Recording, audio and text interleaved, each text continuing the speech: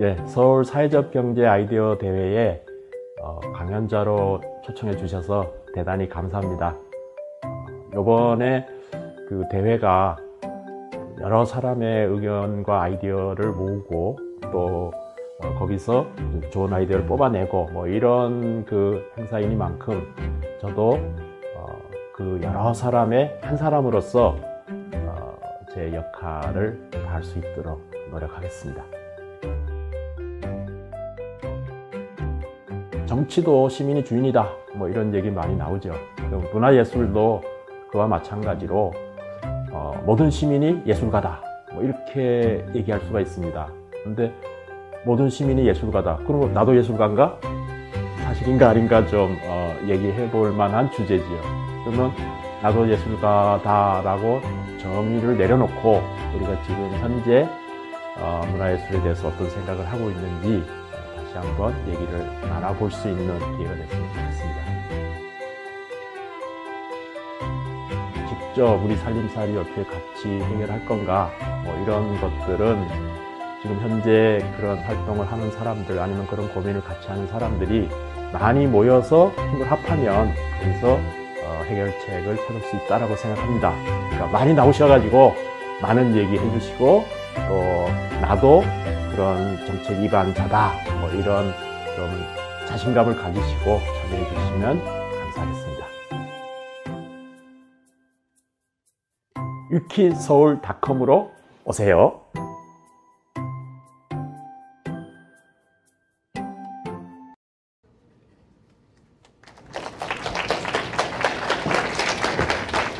안녕하세요.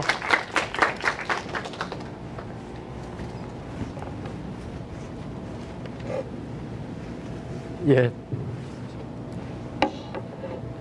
제가 받은 제목이 시민문화예술 2.0을 위하여였습니다.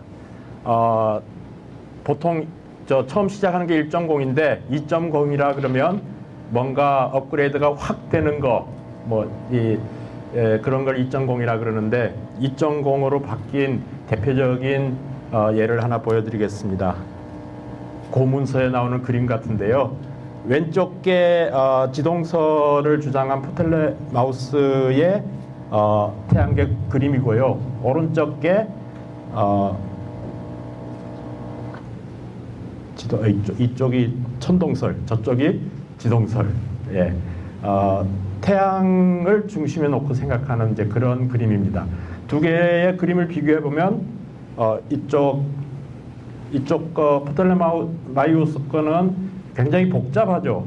그거는 지구를 중심에 놓고 그리니까 그림이 태양계 구조가 간단하게 그려지지 않고 복잡해서 입체적인 그림을 그려놨습니다. 근데 태양을 중심에 놓고 생각하는 코페르니쿠스 태양을 중심에 놓고 생각하면 저렇게 그림이 그냥 평면에 그려질 정도로 간단하게 정리되는 것이죠.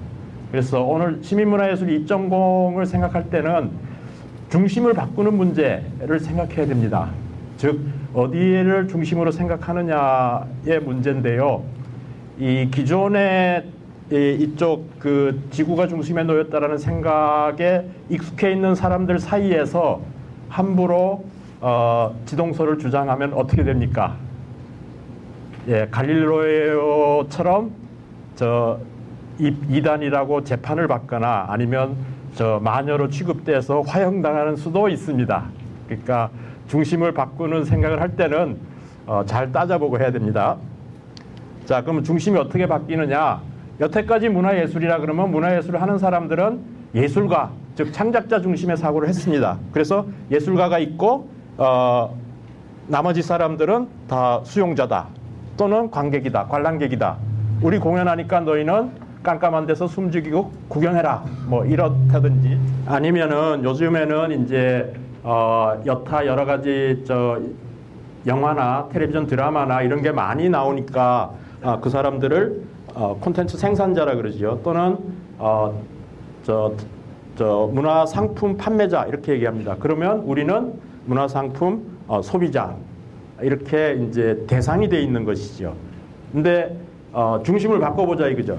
창작자 중심의 사고가 아니라 시민의 삶 내지는 시민 주체의 주체가 중심에 놓는 생각으로 해보면 이제 그런 생각을 문화민주주의라고 합니다. 그러니까 모든 사람은 다 각자가 자기 나름대로의 삶을 표현하는 문화가 있다. 그러니까 문화 다양성 뭐 이런 거를 얘기하는 것이죠. 요즘에 우리나라에 해외에서 이주해온 사람들이 많이 살고 있습니다. 그 사람들은 너희들 한국 와서 사니까 한국 문화 다 배워서 해라고 이제 다문화 사람들한테 우리나라 문화를 가르치는 교육들을 합니다. 근데 보통 이제 우리나라께 좋은 거니까 배워라 이렇게 되는데 그게 아니고 아무리 못 사는 나라의 사람들도 자기 나름대로의 문화가 있습니다. 그러니까 그거를 서로 다 다양하게 인정해주고 같이 지내자 이렇게 생각하면 모든 시민이 다 각자의 문화를 가지고 있는 것이죠. 그런 시민 중심의 문화민주주의가 생겨납니다. 그 다음에 또 하나는 요즘에 문화 상품을 판매하는데 문화 상품이 아니고 일반 소비 상품의 경우에도 이 생비자라는 개념이 있습니다. 즉 생산자의 생산 과정에 소비자의 관점, 입장들이 더 도입되게끔 하자. 뭐 이런 것이 이제 생비자라는 생산자이자 소비자 뭐 이런 건데 생활예술, 그러니까 우리가 일상에서 즐기고 하는 예술들은 그러한 우리가 스스로 만든 것, 또 우리가 즐기는 그런 예술이 가능하다. 뭐 그런 생활예술 생비자의 얘기가 생겨납니다. 그래서 이제 지역 공동체에서의 그 각 살아가는 개인의 문화적 역량을 어떻게 늘려줄 것인가. 뭐 이것이 이 시민의 삶의 중심의 사고에서 그렇게 되는 것이죠.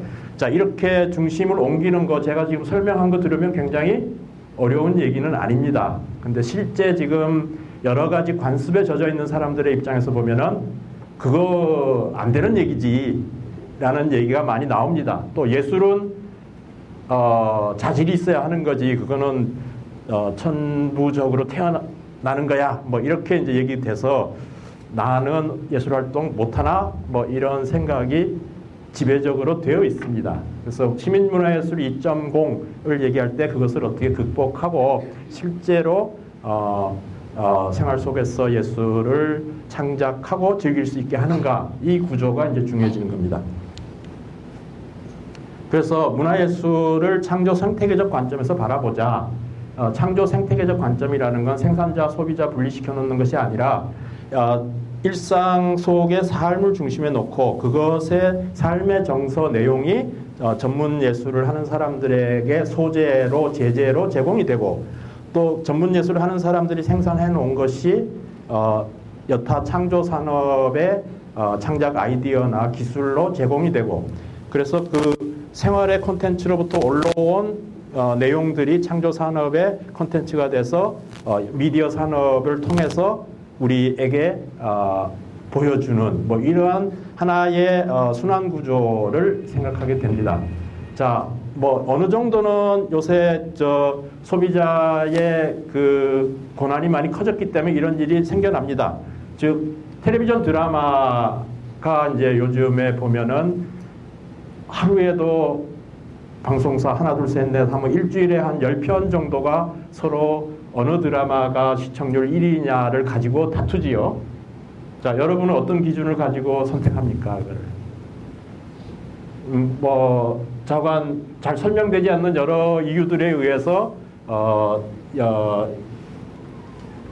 드라마의 시청률 순위가 정해집니다. 근데 대개 시청률 순위가 정해지고 나서는 설명되기를 시청자의 정서에 어떻게 잘 다가갔느냐 그 작품이 시청률 1위다 뭐 이렇게들 이제 나옵니다. 그만큼 시청률을 집계하는 기술이 늘어났고 또 그 예전에는 하나의 드라마가 이렇게 순서가 정해지는데 한 일주일 걸렸다 그러는데 요즘에는 텔레비 보면서 저 스마트폰으로 야 뭐 봤는데 재미없다 그래 그럼 딴 데 보자 하고 막 돌아가 가지고 하루 만에 시청률이 결정 나버린답니다. 뭐 그런 것 때문에 전체적으로 이쪽 그 전문 예술 즉 이른바 순수 예술을 한다는 사람들과 이쪽에 대중 예술을 한다는 사람들 사이에 그런 경계가 허물어지고 그 생태계적 관점을 우리 일상의 삶에서 바라보자라는 얘기입니다.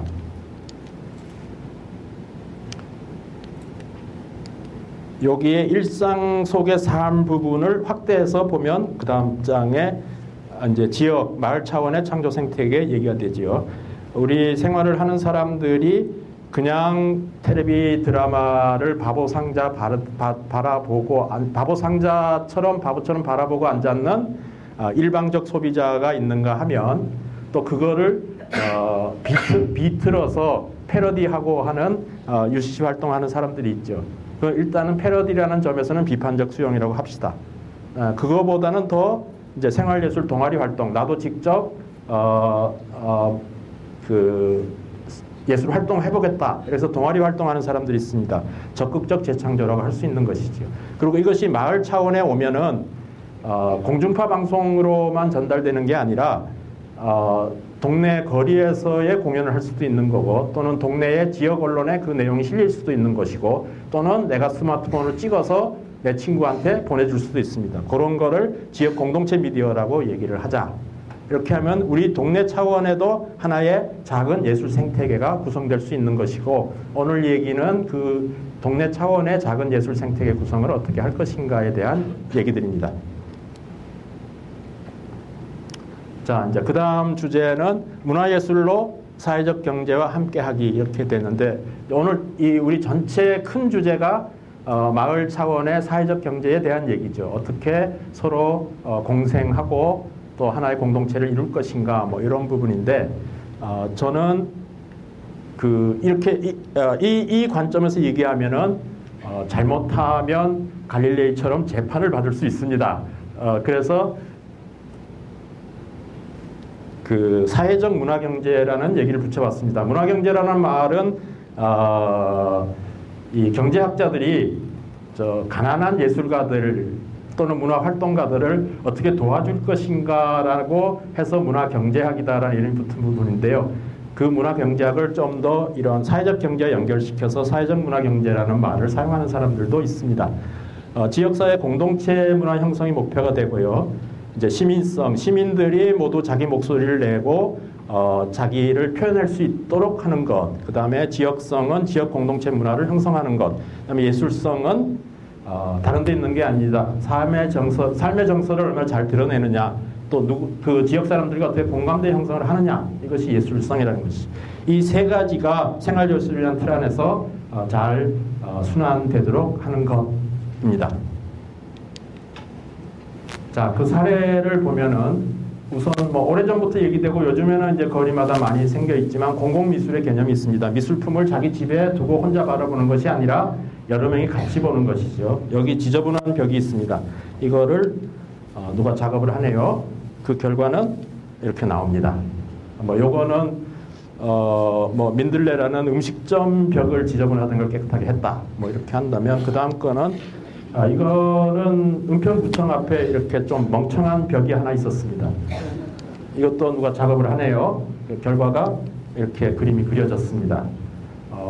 화목수검토 은평의 만인보 이렇게 제목이 붙어 있는데요. 왜 만인보냐면 여기 그냥 울긋불긋 그냥 그린 게 아니고 저걸 가까이 가서 자세히 보면 이렇게 무수히 많은 사람들의 얼굴을 사진 찍어서 색깔을 낸 것이죠.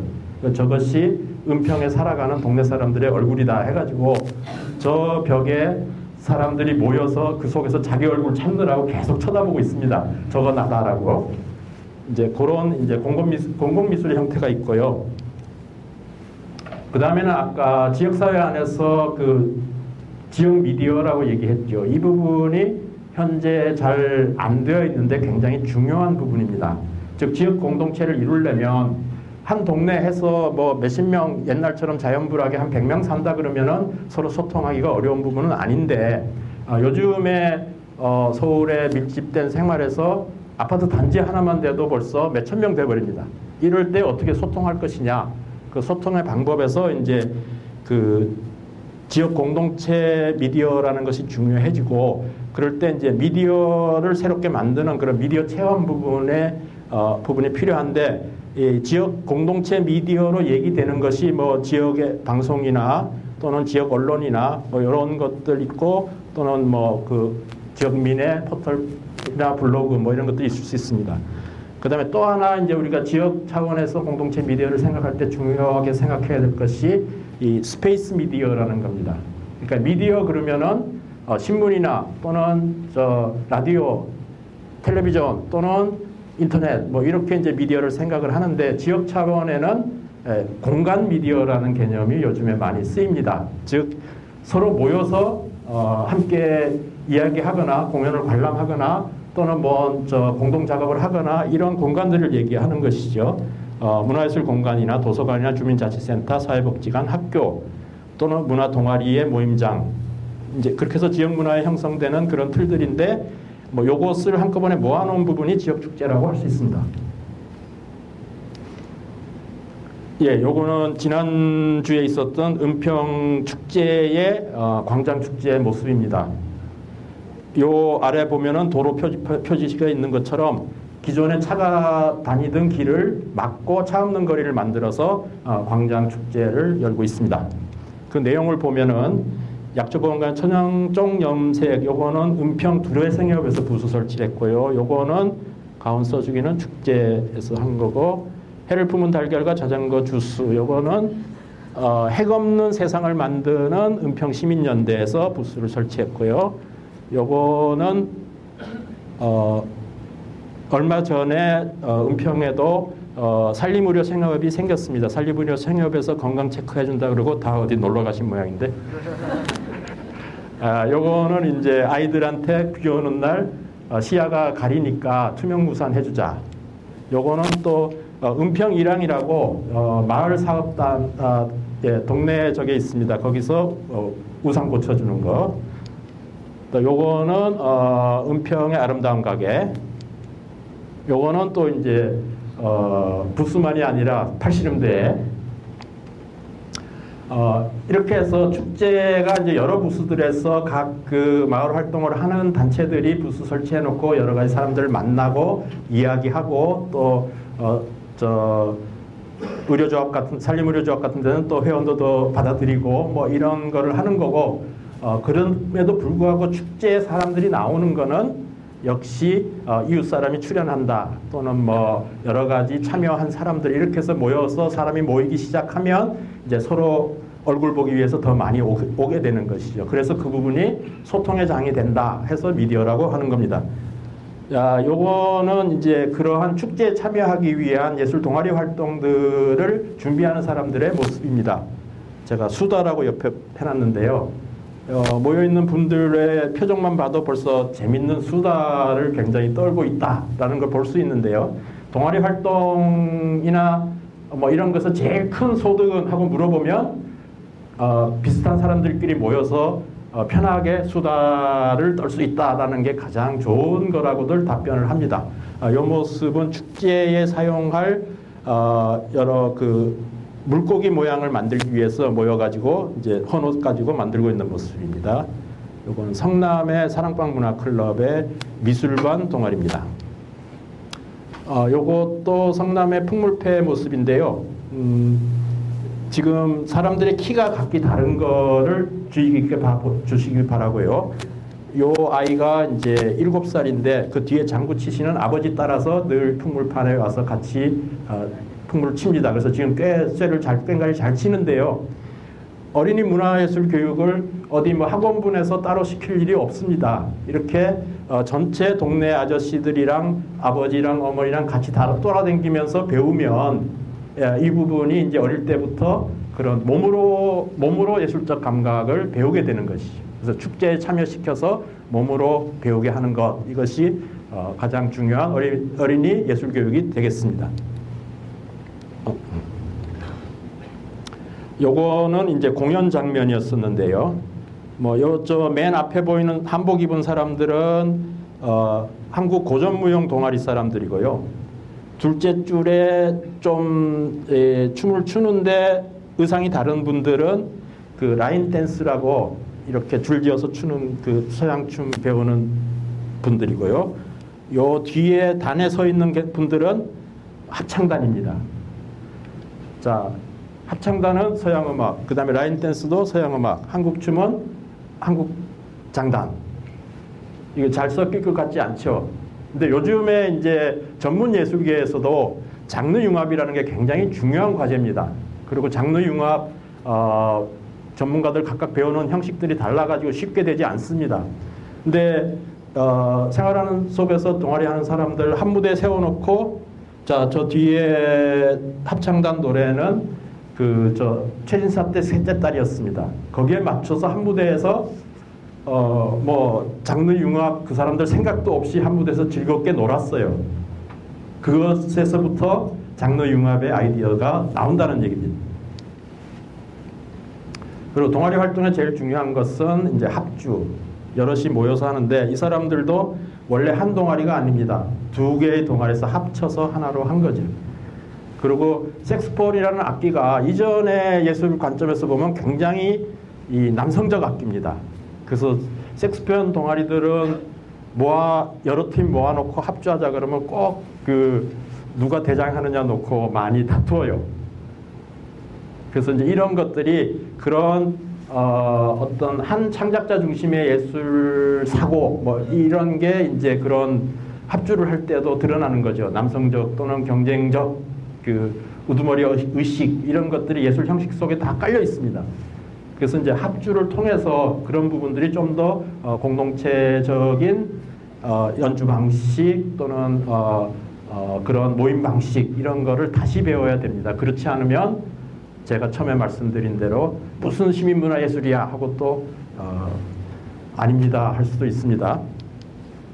자, 마지막으로 말씀을 드리면 이 아래 사진이 있는 것처럼 여러 계층의 여러 사람들이 모여서 합창을 하나 하려면 우선은 이 합창을 조직하고 또 곡을 구해오고 지휘자 선생님 잘하는 사람 정해오고 이른바 문화활동을 매개할 수 있는 사람들이 필요합니다. 이런 사람들이 동네에 있느냐? 뭐 이 문제고요. 그 다음에 또 이 사람들이 모여서 노래 한 곡, 두 곡 만들기 위해서는 적어도 10여 차례 이상 만나서 창작을 논의하고 연습할 그런 시간이 필요합니다. 그래서 그런 문화예술 교육의 기회가 주어졌느냐? 또는 나는 합창 말고 아까처럼 색소폰 불고 싶은데 어디 가서 배워? 그러면 그 문화예술 교육을 받을 기회가 보장이 돼야 됩니다.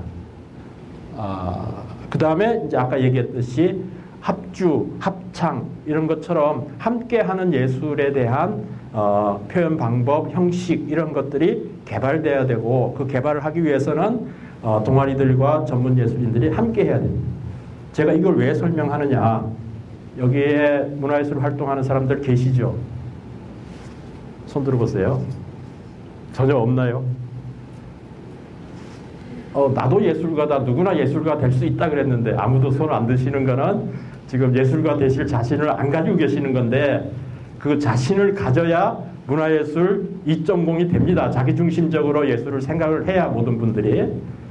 그리고 이제 예술을 한다 그러면 누가 예술대학 간다 그러면 주변에 삼촌이나 고모 물어보지요. 야, 예술에서 먹고 살 수 있냐? 돈 버는 과로 가. 그럴 겁니다.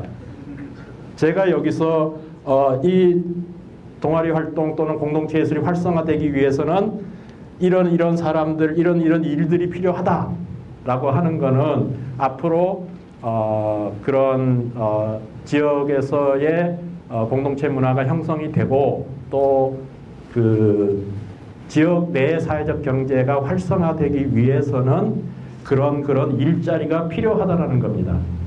자, 미래의 일자리가 있는 데에 자기가 뛰어든다고 해서 굶어 죽을 이유는 없다라는 것이죠. 자, 우리가 공생경제가 생겨나면 지역에서 필요한 일자리 부분에 대해서는 서로 나누어서 같이 살아갈 수 있게 만들어져야 되는 겁니다. 이제 그런 점에서 문화예술 활동을 하는 것을 두려워하지 마시고 하되 자기 개인적 예술 활동이 아니라 저런 지역사회 내에서 이런 필요한 일자리를 어떻게 채울 것인가 생각하고 활동하면 그 충분한 일자리가 생겨난다라는 얘기입니다. 예, 뭐 코페르니쿠스적 생각의 전환 다시 한번 해봅시다.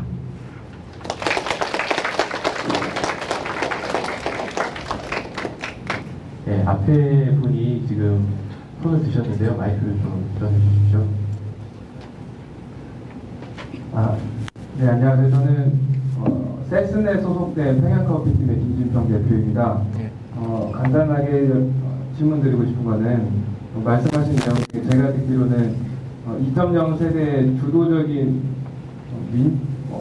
예술 문화 창작 정도로 제 말로 풀면 거의 그런 느낌인 것 같은데, 세종문화회관에서는 어떤 활동들을 그거에 맞춰서 진행되고 있는지 좀 궁금합니다. 예, 뭐 지금까지는 그 한국을 대표하는 최고의 공연 작품을 공연하라 이렇게 이제 미션이 주어져 있었는데요. 실제로 지금 관람객들이 제일 많이 몰리는 최고의 작품은 한국 작품들이 아닙니다. 해외에서 유명해진 라이센스 뮤지컬들이 주로 이제 관객 몰이를 하고 있는 상태지요. 그러면 우리 세종문화회관의 예술단들도 그들과 경쟁하기 위해서 영어나 프랑스어를 가리켜서 공연시켜야 되나? 그건 아니지요. 그러면 이제 한국말로 창작 뮤지컬 해서 공연해야 되는데, 이제 그러한 창작의 역량을 만들어 가는 데에 얼마나 시간이 걸릴까? 뭐 요것도 이제 진행하는 일 중에 하나입니다. 충분히 시간을 가지고 하자. 근데 그게 있고, 또 하나는 여러분들 지나가면서 세종문화회관은 보셨겠지만 그 주변에 와서 놀아보신 적이 계십니까? 별로 없을 겁니다.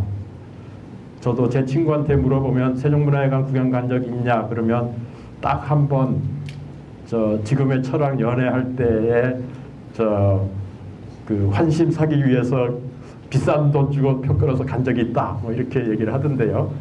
뭐 그런 장소가 되어 있습니다. 근데 그것이 좀 더 시민들이 편하게 올 수 있고, 공연을 안 보더라도 주변에 와서 놀 수 있고, 뭐 이런 프로그램들을 지금 많이 확보하려고 하고 있고요.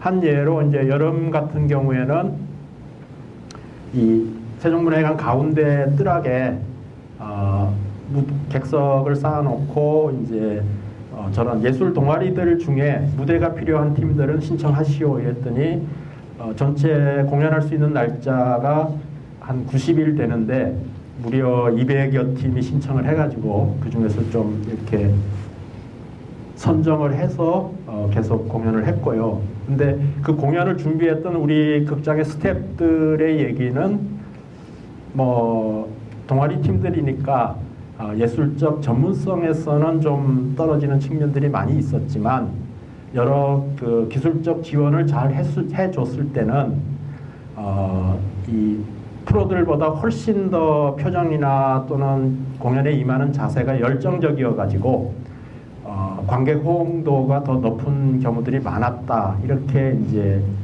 얘기를 했습니다. 그래서 이제 좀 용기를 내 가지고 금년 12월 초에 우리 세종문화회관 합창단 공연에는 시민 합창단을 포함시켜서 공연하기로 결정을 하고 우리 합창단이 40명, 그 다음에 한 100명 정도 더 뽑아서 하기로 했는데 무려 200명이 신청을 하셔가지고 합창단장님이 오디션을 봐보고서는 다 참가시켜도 될 것 같다. 그래서 지금 12월 합창단 공연에 시민합창단 200명, 10명이 이제 좀 어렵다 그래서 190명이 지금 함께 연습을 하고 있습니다. 매일 모여서.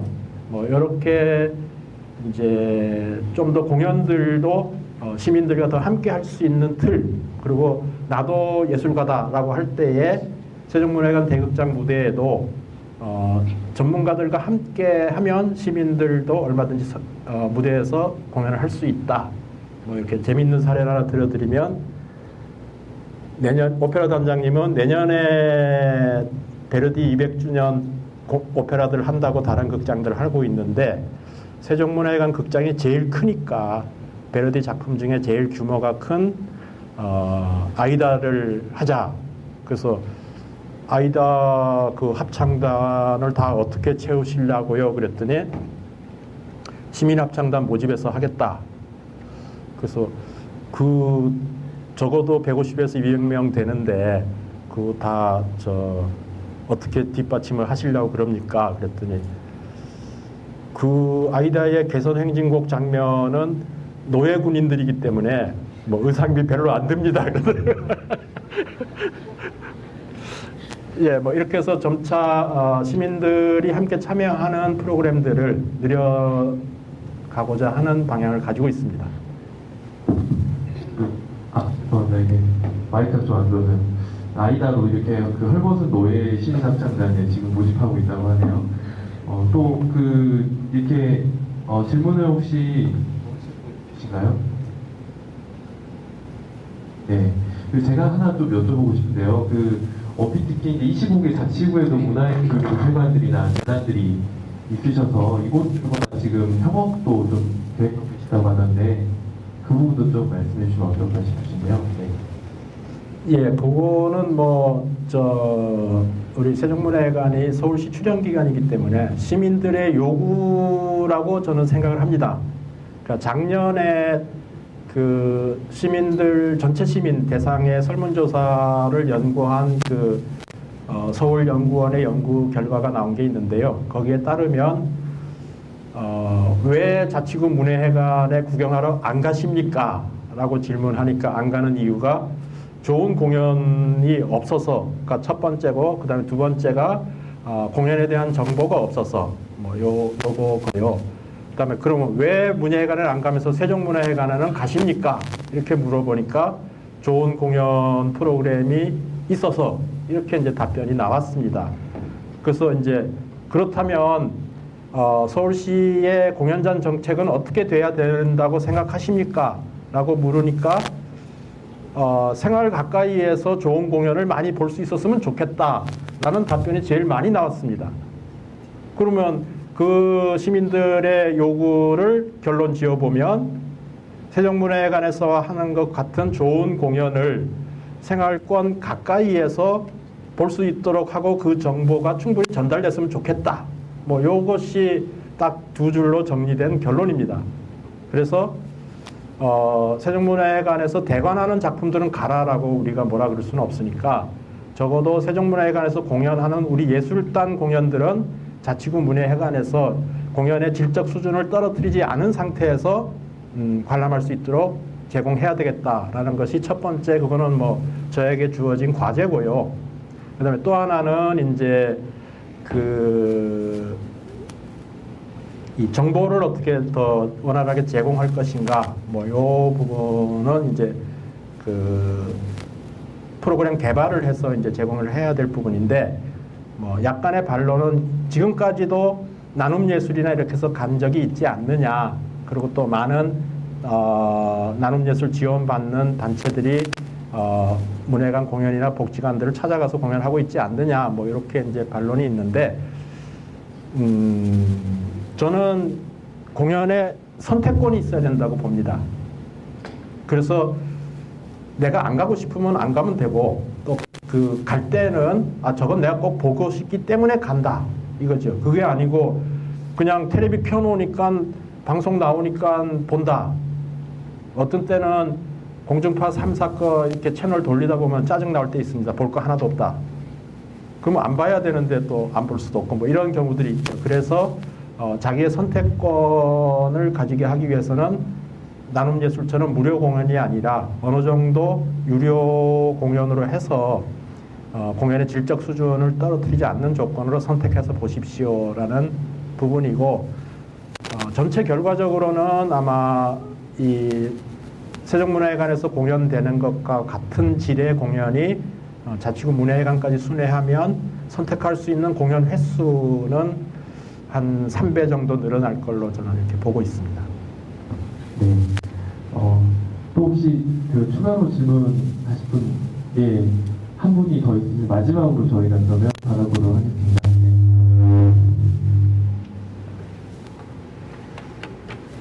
네, 안녕하세요. 저도 세튼의 소속 박형진이라고 합니다. 네, 이거 약간 언짢은 질문 같긴 한데요. 얼마 전에 영웅 뮤지컬이 표 전석이 5만 원이라고 해서 나왔었는데 아까 말씀하셨을 때는 시민예산의 중심적인 사고가 필요하다라고 말씀해주셨는데 혹시 저는 대학생인데 대학생 같은 경우는 몇십만 원을 주고 뮤지컬 보기가 너무 부담스러운 감이 없지 않아 있어서요. 혹시 그런 면에서 있어서는 어떻게 생각하시는지 저가 뮤지컬에 대해서. 5만 원이면 저가는 아니고 중가지요. 영웅이 그게 가능한 것은 벌써 여러 차례 공연을 했기 때문에 세트 다 있고 의상 다 있고 하기 때문에 제작비를 낮출 수 있기 때문이라고 저는 생각을 합니다. 이제 그런 점에서 제가 아까 조금 전에 말씀드린 것처럼 우리 이 서울시 예술단들도 공연 횟수를 늘리겠다. 그러면 한번 제작해 놓은 작품을 공연 횟수를 늘리면 그만큼 한 공연당 이 원가가 줄어듭니다. 그렇게 하면 저가로 갈 수도 있죠. 그럼에도 불구하고 그럼 5만 원이 적정한 가격이냐, 그거보다 더 낮아질 수는 없느냐, 이런 그 의문이 생길 수는 있는데요. 그러니까 이번 연말에 오페라의 유령 오리지널 팀이 들어옵니다. 거기가 최고 티켓 값이 16만 원 달아났던데요. 근데 그거를 도입하는 회사의 입장에서 보면 외국의 작품에 그 세트 다 싣고 들어오고 그 의상 다 들어오고 또 그 배우들의 항공료까지 다 치면 아마 최고 가격을 그 정도 해야 간신히 수지타산을 맞출 수 있을 겁니다. 그래서 그 비용적 측면에서 보면 그 직접 수입하는 것보다는 라이센스 비용을 주더라도 자체 생산, 또 그거보다는 창작, 또 그거보다는 좀 더 가까이에서 함께 즐길 수 있는 형태의 공동체 예술 형태로 취향을 전환하는 것, 뭐 이런 것들이 점차 필요하다라고 봅니다. 네, 다시 한번 좀 큰 박수로 감사의 말씀 좀 드리겠습니다. 감사합니다. 네.